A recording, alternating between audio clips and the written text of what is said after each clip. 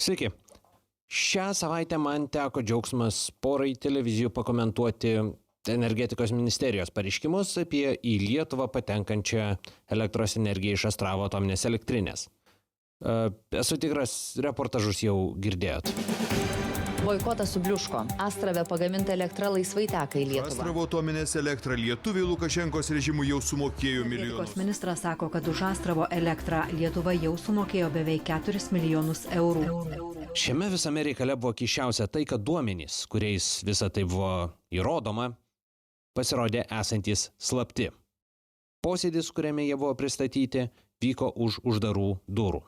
Iki tol, kokius 2 metus, drakė dėl Astravo elektros importo vyko viešai ir be taisyklių. Staiga viskas tapo slapta. Skamba maždaug taip yra, nes aš taip pasakiau. Ir stebėtina, slapti duomenys tiksliai pagrindžia ministro poziciją, kurios jisai laikėsi nuo pat pradžių ir kurią abejojo labai didelė dalis specialistų, su kuriais man yra tekę kalbėtis. Tai turbūt suprantama, kad man pasidarė smalsu, kas tai per išvados. Be žodžių, įsijungiau reportažus, tikrai ne to, įsijungiau reportažus pasižiūrėti į save televizoriuje. Ir šitau, kad nori. Pasirodo, rusai sumoka už Astrave pagamintą elektrą. Būtent todėl, vaikai vanagai, ir reikia vaikščioti į spaudos konferencijas. Jose sužinome svarbių detalių. Ne tai, kad kažkas būtų mane į šitą konferenciją kvietęs. Bet ministrė, prašom. Astravo elektra yra suprekiaujama Latvijos biržoje. Ja pateikia rusų operatorius savo portfelėje, turėdamas tiek rusišką, tiek baltarusišką elektrą. Ta elektra fiziškai teka į Latviją. Fiziškai yra atskiras klausimas. Labai atskiras klausimas. Šios du dalykus mėgstama reksti į vieną, bet taip daryti negalima. Kad suprastumėt, štai fiziniai srautai gali būti koreguojami keičiant elektros tinklo topografiją. Kitaip tariant, toks labiau apie elektrinių statybas ir linijų karpimą.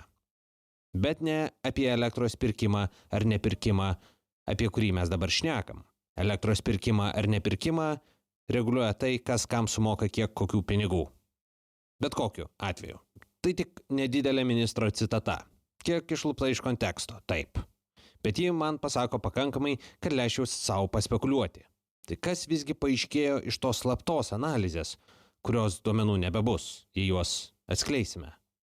Beje, dėl duomenų išnykimo aš nejuokauju. Uždaras posėdis, dokumentai nėra vieši. Tai yra sisteminiai duomenys ir jeigu ateityje mes tą informaciją skleisim, tų duomenų nebus. Nu gerai. Visų pirma, aš analizės nemačiau. Bet Astravo blokavimo scenarijai yra mesnėjami jau 4 metus.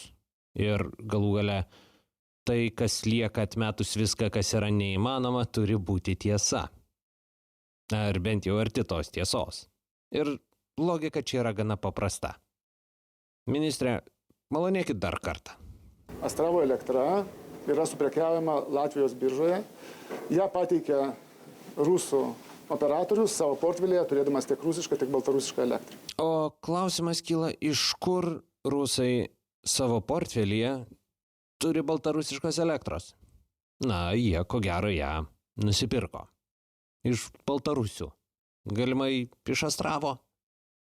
Kitaip tariant, įvyko tai, kas visada buvo labiausiai tikėtinas ir neužkertamas scenarijus. Mums uždraudus elektrą superka rusai. Astravo elektra ES rinkoje neparduodama, Astravo atominė elektrinė negauna prieigos prie didelės rinkos, mokančios kietą valiutą. Kaip ir planavom. Ir štai papildomas klausimas. Kodėl nėra kam atimti licencijų? Kodėl visos bendrovės tebeturi savo prekybos elektrą licencijas? Kodėl visos bendrovės Lietuvoje tebeturi licencijas? Nepaisant to, kad energetikos ministerija teigia turinti duomenų, kad lietuviai vartoja Astravo atominėje elektrinėje pagamintą elektros energiją. Mes tą elektrą sunaudojame ir su ją sumokame. Taip.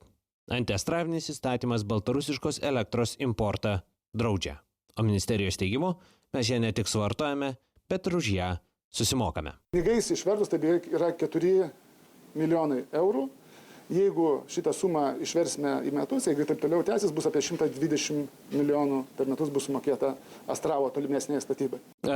Tiesa, aš maniau, kad rusai tą elektrą turi savo portfelį. Rusų operatorius savo portfelėje turėdamas tiek rusišką, tiek baltarusišką elektrą. Bet mes už ją susimokame. Ta elektrą sunaudojame ir su ją sumokame. Už visą rusai nesuvartoja nei kiek. Latvijai viską atrenka ir pučia tiesiai mums? Naudojame ir su ją sumokame.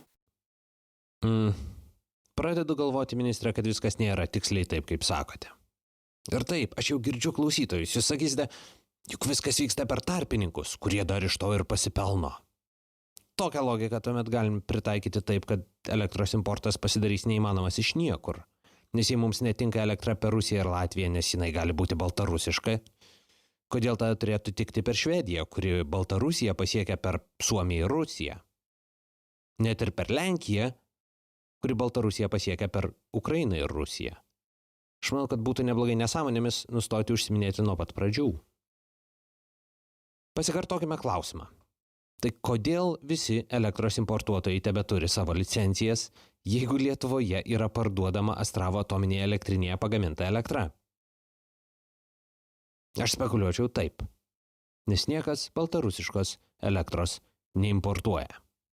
Bent jau tokiu būdu, kad būtų galima licencijos atėmimą apginti teisme, ar patį atėmimą motyvuoti, bent kuo nors. Visa tai veda mane prie to, kad atmetus viską, kas yra neįmanoma, tai, kas lieka, kad ir kaip neįtikėtina, turi būti tiesa. Ir ta tiesa, spekuliuočiau, yra tokia. Slaptais išnykstančiais duomenimis paremta analizė, pristatyta slaptame Nacionalinio saugumo ir gynybos komiteto posėdyje, parodė, kad Baltarusiai dėl Astravo susidariusi elektros perteklių eksportuoja į Rusiją. Latvijai importuoja rusišką elektrą su rusiškomis kilmės garantijomis, kurias išduoda patys rusai. Kas vyksta tarpe, mes galime tik spekuliuoti. Ir šį kartą mūsų spekuliuojančiųjų tarpe yra energetikos ministras. Lygiai taip pat, kaip ir praeitasis. Tai ta pati sena istorija, kurią naujas ministras kažkodėl nori pateikti taip, tarsi jo kryžiaus žygis į Latviją yra pateisinamas. Na, iš kur tie skaičiai paklausite? Tai čia geras klausimas, nežinau. Bet net jei žinočiau, negalėčiau atskleisti, nes... Jeigu mes tą informaciją skleisim, tų duomenų nebus. Žinau tik, kad vieno dalyko jie ko gero tikrai nereiškia. Jie nereiškia, kad... Mes tą elektrą sunaudojame ir su ją sumokame. Na ir štai tuomet klausimas, kurį galėtumėte užduoti jūs man. Tai kodėl, jei slaptos analizės iš išnykstančių duomenų mums neparodo nieko, kas būtų verta bent jau licencijos prekiauti elektrą atėmimo, mes taiga esame pasiruošę susipykti su Europos komisija, su latviais, su estais, kodėl grasiname ant laužo krauti milijardų ir daugiau eurų vertės atsijungimo nuo Rusų energetikos sistemos projektą, kurios sklandžiam įgyvendinimui tikrai reikės sklandaus bendradarbiavimo su kaimynais ir nuolatinės Europos komisijos paramos. Na, spekuliuočiau, kad geriausiu atveju yra ieškoma kokio nors, bet kokio pateisinimo tai absoliučiai Astravo blokadai, kurios prikaišiota pilna vyriausybės programa. Absoliuti Astravo atominės elektrinės blokada, mūsų turbūt vienas iš tokių vėliavų jau ne vienerius metus yra. Na ir jei tai, kas vyksta, yra bandymas išsivartyti ir pritempti realybę prie vyriausybės programos, galbūt ir nėra viskas labai blogai. Galbūt tai atsipirksim tik svetimą gėdą. Na ir didesnė ar mažesnė reputacinė žala prieš Europos komisiją, kur tikrai supranta, kokio silpnumo argumentais čia yra mojuojama. Šiek tiek gal gėda, kad aiškinsim latviams, kaip gyventi patys pirkdami elektrą iš karaliaučiaus Rusijos karinio forposto Europoje, net nesvarstydami minties to atsisakyti. Ir šiek tiek įdomu, ar bus sunku apsimesti, kad nežinai, kas yra kompromisas su sąžinė prekiaujant elektrą su rusais, kaip pinigais maitini Iskanderus. Tiesa, Visada galima elgtis kaip nuskriaustam vaikui ir viską eskaluoti. Iki katastrofos. Didesnės ar mažesnės. Na ir dar viena trumpa pastaba. Žinau, kad tokia nuomonė atrodys palanki opozicijai. Ar dar blogiau. Žinau, kad Minskas oficialiai neigia eksportuojantis šitą elektrą į Lietuvą. Žinau, kad Interrao, Rusijos elektros eksporto monopolininkas, labai nori, kad Latvijai galėtų importuoti rusišką elektrą. Nesu tikras, ar jie labai rūpinasi baltarusiškos elektros likimu, bet Baltijos šalių tarpusavio nesutarimai tokioms bendrovėms visada padeda. Estai yra viešai užsiminę apie tiesioginį rusų grasinimą. Nebus prekybos, nebus ir linijų. O tai jau yra juntama grėsmė Baltijos šalių elektros sistemų stabilumui. Toks rusiškas prekybos modelis. Arba perkat, ką mes parduodam, arba bus blogai. Ir ši grėsmė bus reali. Ji bus grėsmė, kad bus blogai. Bent jau pagal dabartinį planą iki 2025 metų pabaigos. Jei drauge su kaimynais įgyvendinsime ambicingą atsijungimo nuo Rusijos energetikos sistemos projektą.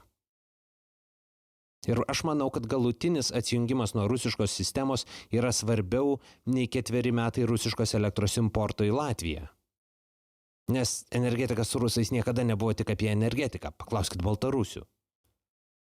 O mums klausimas yra, ar išoperuoti auglį, ar spjauti į operaciją ir vietoje to išgerti aspirino. Ministras šiuo metu karštlygiškai blaškosi ieškodamas vaistinėlės. Tai tiek. Su jumis buvau aš, Naglis Navakas. Iki kitų kartų.